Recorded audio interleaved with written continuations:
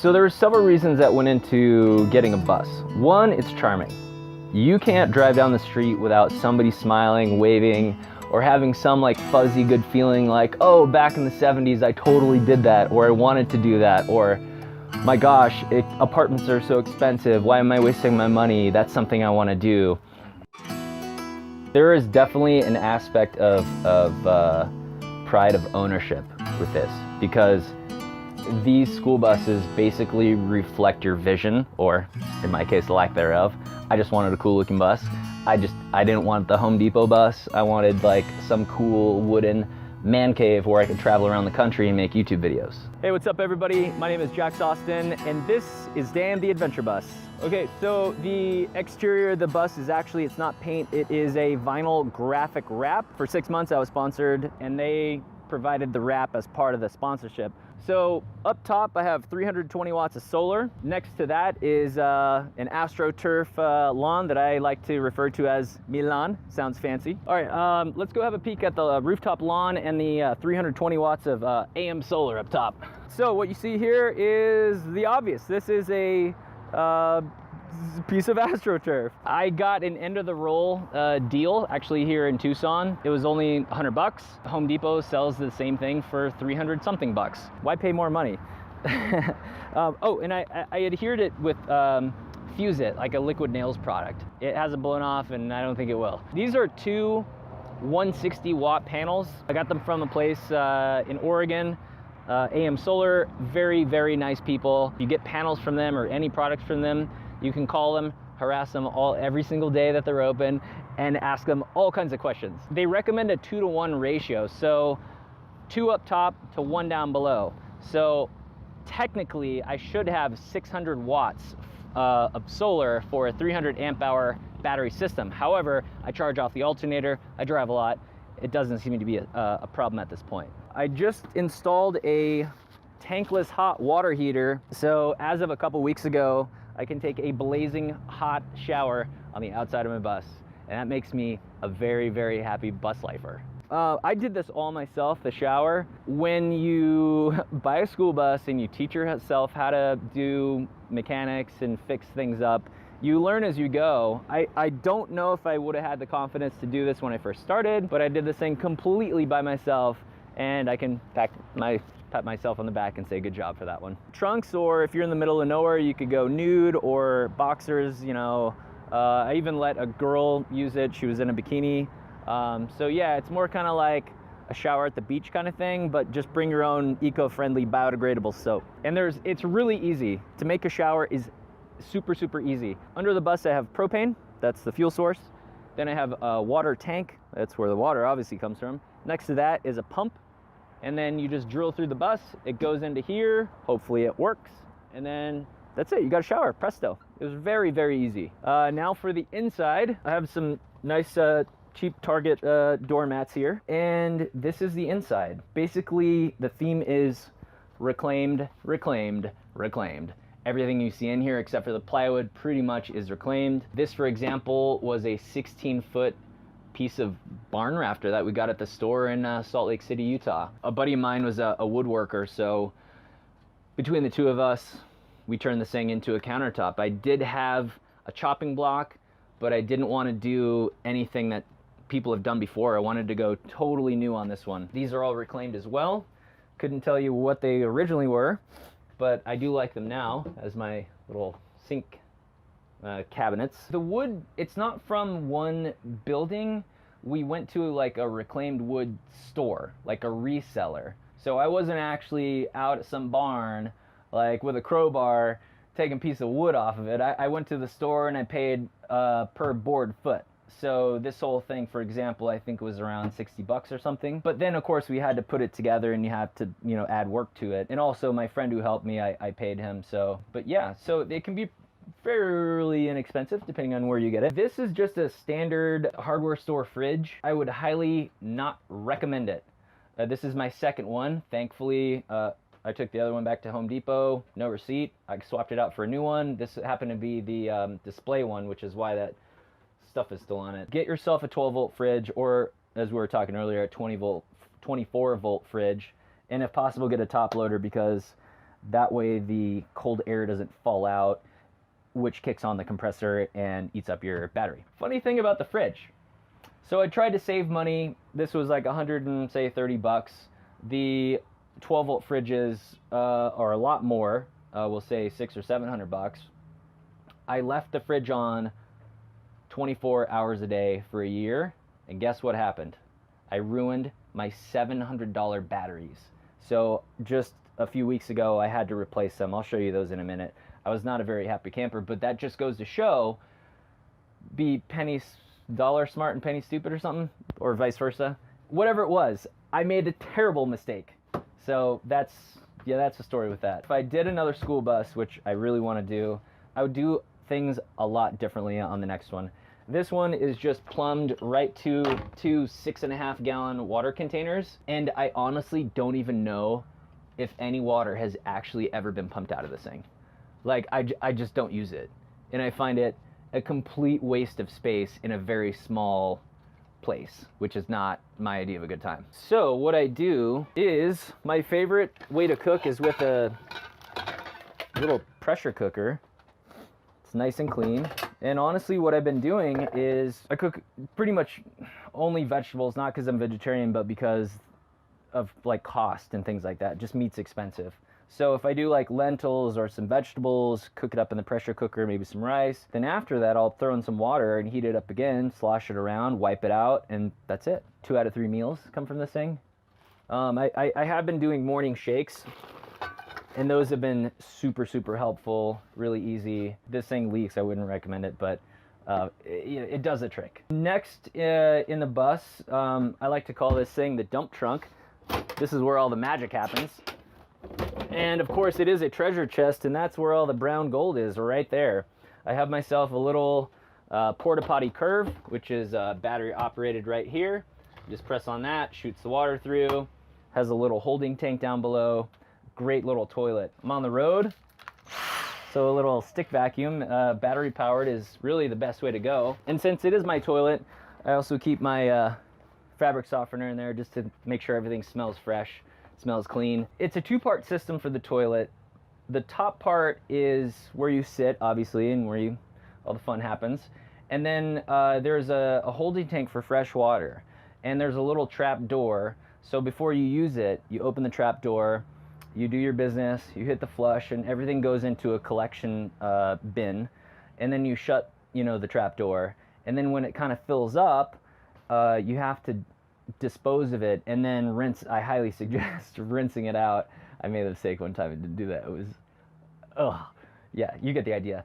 So this thing costs like 130 bucks. The composting ones are $1,000. If you gave me $1,000, I would buy myself an electric skateboard, not a composting toilet. You know what I'm saying? But if you want to compost, knock yourself out. That's, for me, not my idea of a good purchase. So this originally was kind of an open area. When I made the whole bus, I had kind of no idea what I was doing. I just was like, I didn't even know what side the bench was going to go on. I thought that would be safer in the event of an accident, to be behind the wall and the driver. But yeah, this was open for a while, and then I just bolted it into the wheel well, and here we have, it almost looks like I did it on purpose. Nothing in here was on purpose except the LED lights. Everything else is kind of just an accident. The LEDs, let me grab the remote. So the LEDs, there's actually 2 of them, and they're connected back there. You can barely see it in the middle, but basically they just run off 110. You can do colors, you can change the color, you can do crazy things like a flash thing where they kind of come in and come out. You can do like the meteor where it like goes around and stuff. It's just, I don't know. I wanted basically indirect lighting, and that's basically the main reason why it's an open layout like this. It's just personal taste, preference. It's already a small space, so if you built in like this, then you're in like an RV kind of situation where everything's very, closed in kind of. In the back, I have what I call the world's most comfortable mattress. It's a memory foam mattress. The brand happens to be Yoga Bed. They're probably all very similar in quality, but this one, every single friend of mine who's been on this thing has slept so well. It's absolutely incredible. I have installed in the back as well as the front 4 6x9 speakers. It's not the optimum ideal setup when I'm driving. It's almost kind of hard to hear because I'm down a bit from them, but it's plenty loud. I also have a powered sub under the seat and everything, so it's, you know, it has a nice sound to it. This up here is the AC unit, which runs off of the engine. Above the windows, we have this, it's actually just cedar tongue and groove. This is the tongue, this is the groove. We cut one of the grooves off, we made it flat. There's a 1x1 piece of cedar on the top and the bottom part. And that's where, you know, where it hides the lights basically. So there's a couple of reasons for that. This side of the bus, there's tons of wires, all the bus wires, the brake lights, the flashers, everything. It was kind of strung all the way back. I wanted to hide it, I wanted to look good, but I also wanted my lights. So that's how this came about. This is just copper pipe. I was gonna do the steel, like electrical pipe, the really heavy stuff, but this was actually really cheap. It was like, I don't know, 10 bucks for a 8-foot piece or something like that. And then just use the end caps to pull it away from the wood. You can get a nice view, but because you need a little space for the curtains, so these are just end caps. That's a flat plate, and then that's like a little mounting bracket, and we just drilled into the wood. So it honestly, like, it looks great, but if you knew how cheap it was, you kind of laugh. So we have a little bit of storage down here. Basically, I just have like these black plastic bins, and then my, you know, camp top thing. This is a sleeping bag, so when it gets cold, I just grab it out of here. The other side is, you know, shoes, and that's just to kind of keep things tidy, but also to keep it smelling good in here. Midway through, there is a partition, and then on the back side, there's the water tank, there's a surfboard, snowboard, the water pump, wetsuits, things like that. So the water tank in the back, it's a 46-gallon tank, and then I have a SureFlow water pump, which is wired to the battery, 12 volts, and then I have a little on-off switch, and then that just plumbs through the back, you know, to the shower basically. The 46 gallons could last me quite a while. It depends how quick of a shower I take. I've never run out of water, let's just say that, but having a functional shower is actually a new thing. That's my second tankless water heater. The first one crapped out. I guesstimated that I would probably have enough for even 10 showers at 4 gallons, 4.6 gallons. I mean, how many gallons do you need to clean yourself when you're, you know, on the road and where you really need one? So, but then if you have 2 people, just divide that in half, obviously. Yeah, I mean, it should be enough to be off the grid for, say, 5 days or so, which is, you know, about enough time to go get new water, fresh water, new food. So I'm set for a few days. The rear tank is not my drinking water. It is exclusively for showers. Like I said, if I did it over, there'd be a lot of things I did differently. One is properly plumbing the whole thing too. So next up over here is kind of my storage. So on the top, I have just really basic things like a tripod, hydrogen peroxide, bug spray, you know, that kind of stuff. Next one down is food. Below that is clothing. And that's basically all I brought, is 1 drawer worth of clothing, you know, pants, shorts, basically everything pretty much fits in here. Next up here is what looks like the couch area, and it is. And underneath is where all the power is.